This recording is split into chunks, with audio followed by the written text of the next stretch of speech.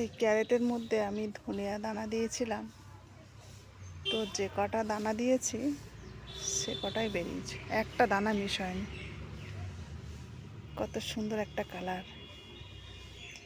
বিশেষ করে ধনিয়া শাকটা বেশি লাগে বাড়িতে, এই জন্যই ধনিয়া দানাটা দেওয়া হয়েছে।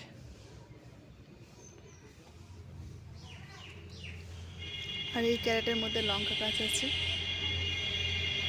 এখানেও একটা লঙ্কা গাছ, এখানেও লঙ্কা গাছ, ওখানেও একটা লঙ্কা গাছ আছে, ছোট বসিয়েছি বস্তার মধ্যে। এই গাছের পাশ দিয়ে কতকগুলো টমেটো চারা বেরিয়েছে।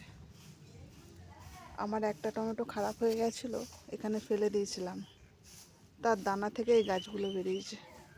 আর এই সাইডে কত লঙ্কা গাছ, লঙ্কা চারা বেরিয়েছে।